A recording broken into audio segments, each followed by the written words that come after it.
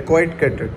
पिछले लेक्चर में हम लोगों ने बात करी कि लेंस के जो कैटरेक्ट्स हैं, मतलब जो कैटरेक्ट है लेंस की जो ओपेसिफिकेशन है उसको हम लोगों ने क्लासीफाई किया था। तो हम लोगों ने according to the age, according to the opacification, place of the opacification, degree of the opacification and congenital and the acquired cataract. अब हम लोग बात करते हैं एक्वाइड कैटरेक्ट के बारे में। तो एक्वाइड कैटरेक्ट का मतलब ये, it is an acquired opacification of the crystalline lens.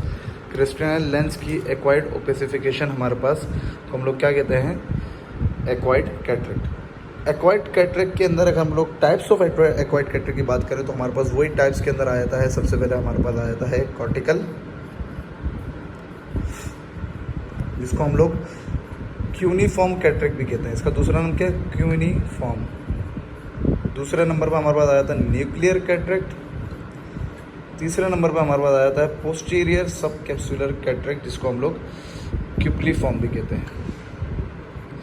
ये हमारे पास तीन मोस्ट कॉमन कैटरेक्ट हैं हमारे पास एक्वाइड कैटरेक्ट के अंदर। अच्छा, इसकी कैटरेक्ट के अंदर टाइप्स तो पढ़ ली। अब कैटरेक्ट, एक्वाइड कैटरेक्ट होता क्यों है, क्या क्या कॉजेज़ हैं एक्वाइड कैटरेक्ट के, तो उसके बारे में हम लोग जब बात करेंगे तो हमारे पास सबसे most important cause, when ever it is says that acquired cataract का मोस्ट कॉमन कॉज क्या है, तो उसका सबसे पहला आंसर होना चाहिए एजिंग। एजिंग क्या है, एजिंग मतलब बुढ़ापा, मतलब कि बंदे का इंक्रीज़ इन एज होना, जिसकी वजह से कुछ ऐसी चेंजेस आना लेंस के अंदर, वो मैं चेंजेस आके आपको बताऊंगा। वो चेंजेस आना लेंस के अंदर जिसकी वजह से हमारे पास कैटरेक्ट फॉर्मेशन होना शुरू होती है। तो सबसे मोस्ट इंपॉर्टेंट कॉज क्या हो गया, एजिंग। दूसरे नंबर पर मोस्ट इंपॉर्टेंट कॉज जो हमारे पास आता है वो हमारे पास आता है ट्रॉमा। ट्रॉमा का भी बहुत मेन रोल है इन द कैटरेक्ट। ट्रॉमा हुआ, अब ट्रॉमा कोई सा भी हो सकता है, वो परफोरेटिंग ट्रॉमा भी हो सकता है, ब्लंट ट्रॉमा भी हो सकता है। ब्लंट ट्रॉमा का मतलब है कि बॉल आगे लगी, किसी ने मुक्का मारा।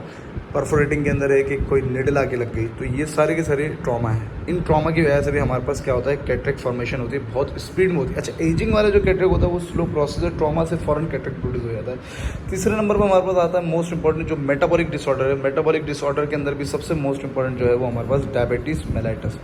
डायबिटीज़ मेलाइटस कैटरेक्ट की फॉर्मेशन को बढ़ाता नहीं है बल्कि खुद कैटरेक्ट करवाता है। कैसे करवाता है, वही वाली बात कि cataract formation in the diabetes mellitus का मेन पाथवे वो है सॉर्बिटल पाथवे।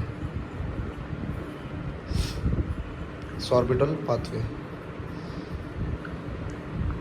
सॉर्बिटल पाथवे से मैंने आपको पहले भी बताया कि सॉर्बिटल पाथवे के अंदर हमारे पास क्या होता है कि जब ग्लूकोज का लेवल बहुत ज़्यादा बढ़ जाता है तो कैटरेक्ट के अंदर जो लेंस के अंदर जो हमारे पास एक मेटाबॉलिज्म होता है ग्लाइकोलाइटिक पाथवे, जो कि एनारोबिक रिस्पायरेशन के जरिए होता है, वो चेंज हो जाता है इन द सॉर्बिटल पाथवे।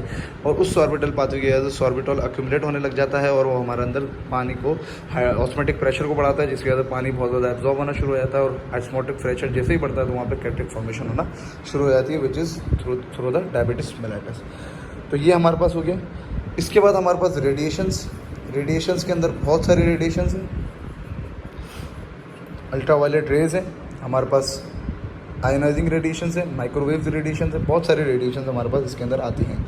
इसके बाद हमारे पास आ जाता है कॉम्प्लिकेटेड कैटरेक्ट। कॉम्प्लिकेटेड कैटरेक्ट भी बहुत कॉमन टाइप है हमारे पास कैटरेक्ट की।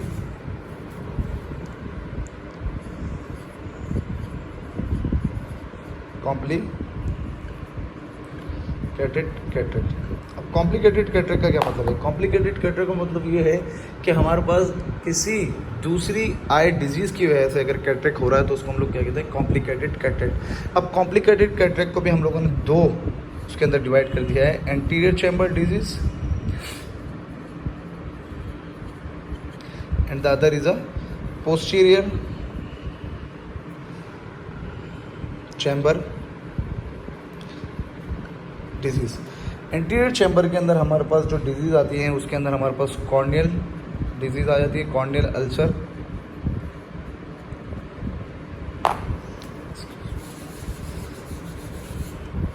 दूसरे नंबर पर हमारे पास आ जाता है एक्यूट कंजेस्टिव ग्लोकोमा। ये बहुत ख़तरनाक डिजीज़ होती है, इसकी वजह से हमारे पास कैटरेक्ट भी फॉर्मेशन होता है और ग्लोकोमा वैसे ही बड़ी ख़तरनाक बीमारी है। उसके बाद तीसरे नंबर पर हमारे पास आ जाता है एंटीरियर यूवाइटिस। ये हम लोग आगे पढ़ेंगे एंटीरियर यूवाइटिस क्या चीज़ है।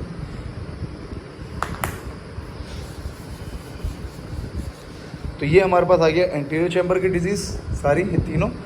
Corneal ulcer, acute congestive glaucoma, anterior uveitis posterior chamber के अंदर, मतलब कि पोस्टीरियर चैम्बर के अंदर हमारा विट्रस आ गया, और दूसरे पोस्टीरियर चैम्बर के अंदर, सॉरी पोस्टीरियर चैम्बर नहीं, posterior segment sorry, anterior chamber नहीं, एंटीरियर सेगमेंट, सॉरी।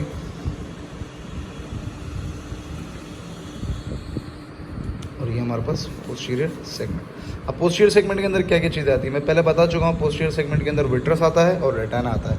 अब पोस्टीरियर सेगमेंट के अंदर हमारे पास रेटाइनोइड्स पिगमेंटोसा,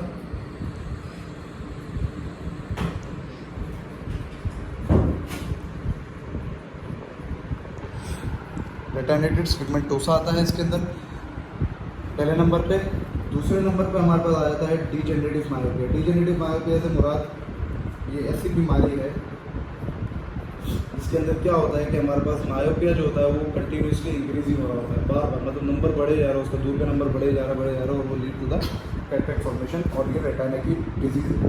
तो हमारे पास पोस्टीरियर सेगमेंट डिजीज के अंदर रेटाइनोइड्स पिगमेंटोसा, ये हमारे पास एक कंजेनिटल बीमारी है जिसके अंदर हमारे पास क्या होता है कि एक RPE एक एंजाइम होता है, रेटाइनोइड्स पिगमेंटोसा एक एंजाइम होता है जिसके अंदर हमारे पास क्या होता है कि RPE एक एंजाइम होता है जो कि बनता नहीं है।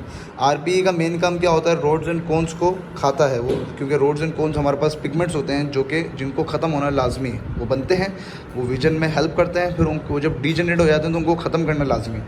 अगर उनको ख़त्म करने वाला एंजाइम RPE रेटाइनोइड्स पिगमेंटोसा एपिथेलियम जो है वो अगर हमारे पास ख़त्म हो जाए, रेटाइनल पिगमेंटेड एपिथेलियम अगर हमारे पास नहीं हो तो ये लीड कर जाती है रेटाइनोइड्स पिगमेंटोसा, जिसके अंदर बंदे को पहले नाइट ब्लाइंडनेस होगी, उसके बाद कंप्लीट ब्लाइंडनेस हो जाएगी। ये हमारे पास क्या है, कंजेनाइटल डिजीज़ है, ये हमारे पास हेरिडिटरी डिसऑर्डर है। तो ये हम लोग आगे पढ़ेंगे पोस्टीरियर सेगमेंट डिजीज़ के अंदर रेटाइनोइड्स पिगमेंटोसा, डीजेनरेटिव मायोपिया।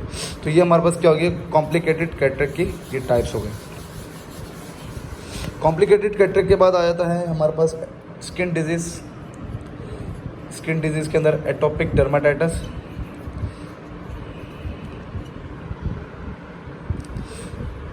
इसके अंदर भी हमारे पास कैटरेक्ट फॉर्मेशन होती है। और इसके बाद one more most common cause, skin disease इतना ज़्यादा कॉमन नहीं है, इससे ज़्यादा कॉमन कॉज हमारे पास है drug induce cataract, most important. जो लोग बहुत ज़्यादा कॉर्टिकोस्टेरॉइड का इस्तेमाल करते हैं, इधर इट इज़ टॉपिकल मीन्स के installation of the drops with in the eye, और इट इज़ सिस्टमेटिकली, उन दोनों कंडीशन के अंदर हमारे पास कैटरेक्ट फॉर्मेशन होता है। दूसरे नंबर पर हमारे पास आ जाता है क्लोरप्रोमाजीन, जो कि हमारे पास एंटीसाइकोटिक ड्रग है, मोस्ट इंपॉर्टेंट। इसके अंदर भी हमारे पास कैटरेक्ट फॉर्मेशन होती है। तीसरे नंबर पर हमारे पास आया था मायोटिक ड्रॉप्स। मायोटिक ड्रॉप्स वो होते हैं जो कि हमारे पास मायोसिस करवाते हैं, हमारे पास पीपल को कंस्ट्रिक्ट करवाते हैं, उसको हम लोग क्या कहते हैं, मायोटिक ड्रॉप्स। तो ये हमारे पास ये भी कैटरेक्ट फॉर्मेशन करवाते हैं। इसके अलावा फिर हमारे पास मस्कुलर डिसऑर्डर है, न्यूरोलॉजिकल डिसऑर्डर्स है, विल्सन डिजीज़ के अंदर कॉपर अक्यूमुलेशन की वजह से हमारे पास कैटरेक्ट फॉर्मेशन होती है। ये सारी चीज़ें हमारे पास आगे चल के, ये बहुत सारी इसकी टाइप्स हैं, बहुत सारी इसकी इटियोलॉजी, वो आप खुद पढ़ लें। इसके बाद हमारे पास आ जाता है सबसे मोस्ट, क्योंकि मैंने बात करी एक्वायर्ड कैटरेक्ट के अंदर सबसे मोस्ट कॉमन कॉज कौन सा है, वो हमारे पास है सिनाइल कॉज, एजिंग। तो सिनाइल के हम लोग डिटेल पढ़ेंगे, सिनाइल कैटरेक्ट की अब हम लोग डिटेल पढ़ेंगे।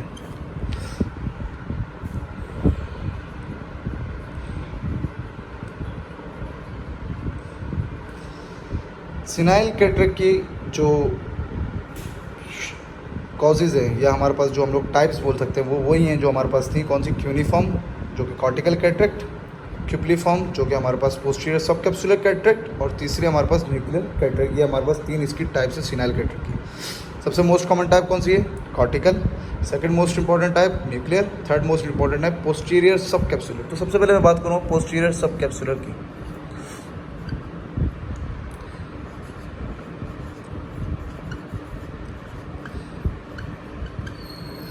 पोस्टीरियर सब कैप्सुलर कैटरेक्ट जो हमारे पास होता है, अब मैं आपको इसकी डायग्राम बना के बताता हूँ। ये हमारे पास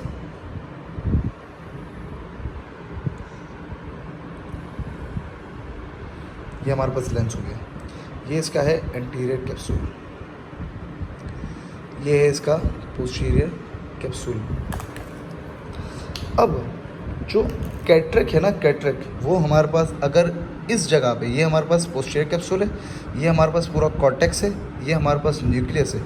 अगर इस पोस्टीरियर कैप्सूल के बीनीथ यहाँ पे अगर हमारे पास कैटरेक्ट फॉर्मेशन होना शुरू होती है तो इसको हम लोग कहते हैं PSC, पोस्टीरियर सब कैप्सूलर कैटरेक्ट। इस कैटरेक्ट की एक ख़ास बात यह है कि जितना हम लोग क्या होता है कि जितना ज़्यादा कैटरेक्ट बड़ा होगा उतनी ज़्यादा वो डिटोरिएशन ऑफ द विजन करवाएगा, मतलब कि विजन को ब्लॉक करेगा। ये बिल्कुल छोटा कैटरेक्ट होने के बावजूद डिटोरिएशन ऑफ द विजन करवाता है। ऐसा क्यों? तो इसकी मेन वजह यह है कि हमारे पास, अब इसका फिनोमेना मैं आपको बता देता हूँ। ये हमारे पास रेज ऑफ लाइट्स आ रही हैं, ये हमारे पास रेज ऑफ लाइट्स आ रही हैं। अब रेज ऑफ लाइट्स को लेंस क्या करता है? कन्वर्ज करता है। ये हमारे पास यहाँ पे इसने कन्वर्ज करा। अब कन्वर्ज करने के बाद ये इसको लेंस को पास करके हमारे पास कहाँ जाती है? रेटिना पे जाती है। अब यहाँ पे अगर बिल्कुल सेंटर में अगर ऑब्स्ट्रक्शन प्रोड्यूस हो जाए, इसको PSC जो कि पोस्टीरियर सब कैप्सूलर कैटरेक्ट के इस पॉइंट को हम लोग नोडल पॉइंट कहते हैं, जहाँ पे सारी की सारी रेज ऑफ लाइट आके कन्वर्ज होती हैं। यहाँ से भी कन्वर्ज हो रही है, यहाँ से भी कन्वर्ज हो रही है, सारी मिल रही है यहाँ पे आके। अब अगर इस पॉइंट पे अगर कैटरेक्ट फॉर्मेशन होती है तो जाहिर सी बात है नोडल पॉइंट पे अगर हमारे पास कैटरेक्ट फॉर्मेशन हो रही है तो हमारे पास बंदे को रेटिना पे क्या रेज ऑफ लाइट देंगी, क्योंकि उसको कम्प्लीटली ऑब्स्ट्रक्ट कर दिया है। तो इस बंदे के अंदर हमारे पास क्या होगा? वो बंदा फ़ौरन कंप्लेन करेगा, भाई मेरे को नज़र बिल्कुल नहीं आ रहा। और दूसरी कंप्लेन जो उसकी मोस्ट कॉमन होगी वो ये कंप्लेन होगी कि मुझे दिन के टाइम सही नज़र नहीं आता, रात के टाइम सही नज़र आता है। इसके पीछे भी बहुत बड़ी वजह है। दिन के टाइम सही नज़र आ रहा है, रात के टाइम सही, दिन के टाइम ख़राब नज़र आ रहा है और रात के टाइम सही नज़र आ रहा है। हम बोलेंगे यार उल्टा हो गया, रात के टाइम लोगों को सही नज़र नहीं आता, पर यहाँ पे उल्टा है। तो इसका एक मैकेनिज़्म ये है कि हमारे पास ये तो हो गया, ये हमारे पास मैं आपको बताता हूँ। ये देखिए, ये हमारे पास लेंस है। लेंस के आगे क्या होता है? लेंस के आगे यहाँ पे आइरिस होता है।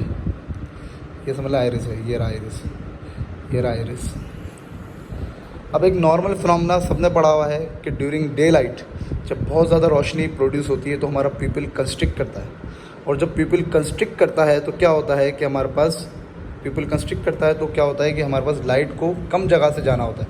ये आइरिस है, जब पिपल डायलेट हुआ तो ये आइरिस दूर हो जाएगा, सही। ये आइरिस जब दूर होगा तो रेज ऑफ लाइट ज़्यादा जाएंगी। अब जैसे ही पिपल कंस्ट्रिक्ट होगा तो रेज ऑफ लाइट वैसे ही कम हो जाएंगी। तो दिन के टाइम रेज ऑफ लाइट कम पीपल से गुजरती हैं तो हमारे पास उस बंदे को बहुत ज़्यादा ख़राब नज़र आता है दिन के टाइम, क्योंकि पीपल कंस्ट्रिक्ट हो गया। और रात के टाइम जैसे पीपल डायलेट होता है तो रेज ऑफ लाइट को ज़्यादा मौका मिल जाता है दूसरी जगहों से जाने से। यहाँ से जा रही है, पर दिन के टाइम सिर्फ रेज ऑफ लाइट को यहाँ से मौका मिल रहा है जाने के लिए, ये बिल्कुल यहाँ से। ये देखें, तो हमारे पास क्या होगा कि बंदा कंप्लेन करेगा मुझे दिन के टाइम नज़र नहीं आता। तो हम लोग इसको बोलते हैं डे ब्लाइंडनेस, नाइट ब्लाइंडनेस नहीं, डे ब्लाइंडनेस। तो ये पोस्टीरियर सब कैप्सूलर का most common complain of the patient है कि पेशेंट इस कंप्लेन के साथ है। और ज़्यादातर यंग पेशेंट के अंदर ये होता है। क्या? हमारे पास पोस्टीरियर सब कैप्सूलर कैटरेक्ट।